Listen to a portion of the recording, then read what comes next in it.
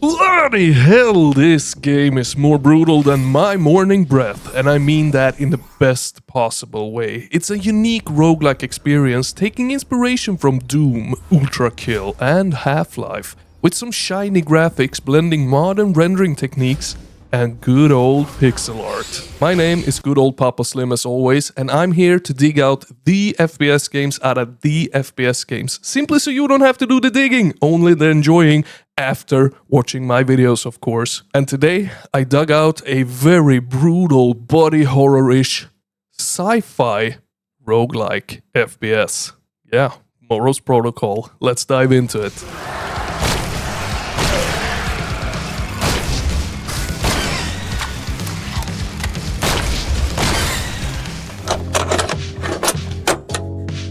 Moros Protocol, my friends, is set to release on the 18th of September for PC.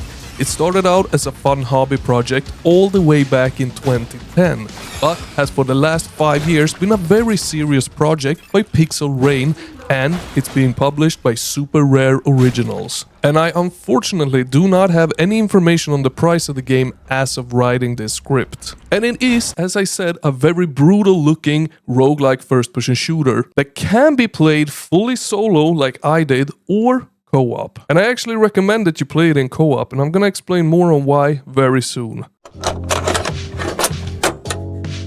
You wake up aboard the Orpheus, a derelict warship lost in deep space and crawling with horrors. No memory, no allies, only the instinct to fight and a voice urging you forward.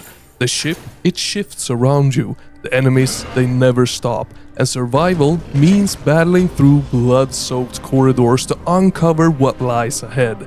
Yep. That was ripped straight out of the game's Steam page, but actually it sums it up really well. So now the voice that was mentioned along with yourself and any other character you come across are the ones unfolding the bits and pieces for you as you progress. However, none of them are voice acted, and it feels like such a miss here. It would have elevated the otherwise gorgeous cutscenes so freaking much adding in some voice acting here, and it wouldn't have required all that much either. So I really do not for the life of me understand why they didn't add it in. On a good note though, there are a few cutscenes here and there, and they are very, very beautiful to look at. And seeing as this is a roguelike game, every time you die, you start from scratch, and you will have to watch these cutscenes again, but they are skippable in a very good way, with minimal loading. So, nice.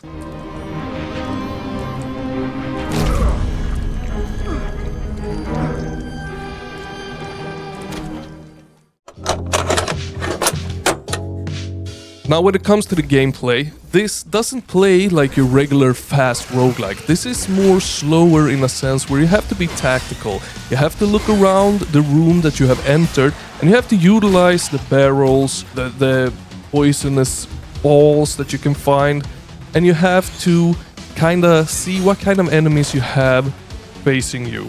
Are you gonna use your melee? Are you gonna use a ranged weapon? Which ranged weapon are you gonna use? Once you become strong enough, it does work going head in if you have learned the ins and outs of the game. If you have learned how every enemy behaves, what kind of mechanics they have to them, then yeah, you can go faster and faster and faster. But starting off, you're gonna want to take it slow. You're gonna want to learn the game's mechanics and the room layouts, because they are procedurally generated, but you kind of get the gist of how they work after a bit. In many other games, they have you wall running, going fast, pew-pewing all you can. This doesn't work like that. You have a stamina bar that you can use for dodging, jumping, and sprinting. But once it's depleted, you can't do any of that. You have to wait until it recharges. And the same thing goes if you want to take a health syringe.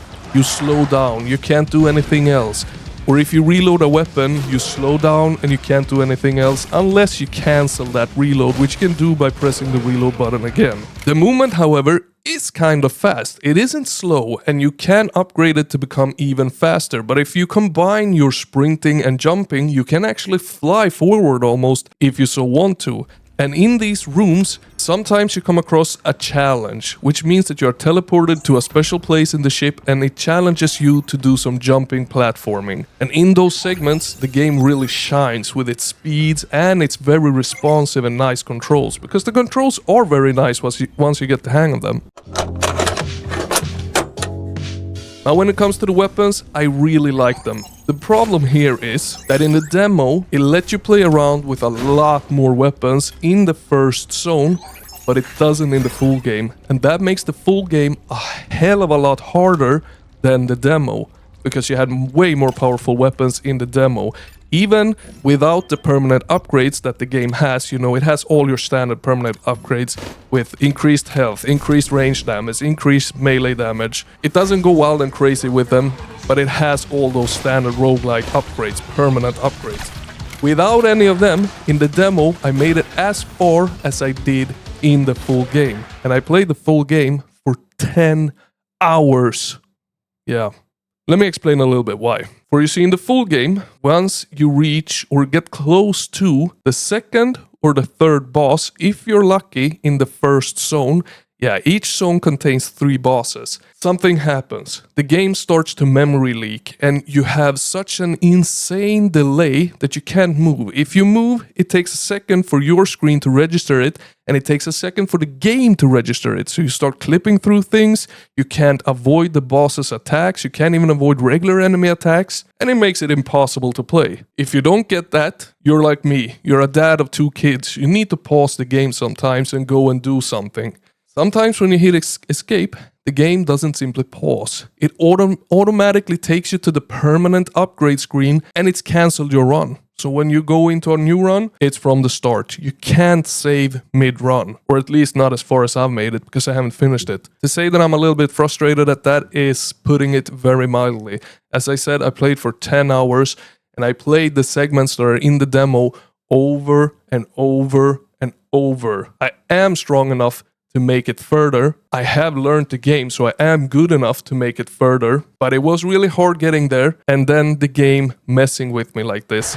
That's why, as I said at the start, I recommend you play this in co-op to make it a little bit of an easier experience, because first of all, it's a very hard experience. You have lesser equipment than in the demo, playing the full game, and then these technical problems with the game restarting or starting to lag. I don't know if it's due to a memory leak or what it is, but it is awful. Now that we got that out of the way, to conclude it, I really wish that I got further into the game, but I couldn't, thanks to the technical difficulties. Will they be fixed with a day 1 patch? I have no idea. There's no information on the problems that I have encountered, so I do not know, but I really hope so. And apart from the technical issues, this is a great addition to the already great lineup of roguelikes that we had this year. So would I recommend it? Yes, 100%, if the technical issues are fixed. And if you want even more first-person shooters, well, hit that like and subscribe, because on September the 18th, we have Moros Protocol, we have Pigface, and we have Cultic Chapter 2, and Dying Light the Beast. I'm gonna cover all of them apart from Dying Light, I think. Maybe I will, I don't know, I don't think so. But yeah, hit that like and subscribe. And remember, Papa Slim loves ya. Over and out, broskies.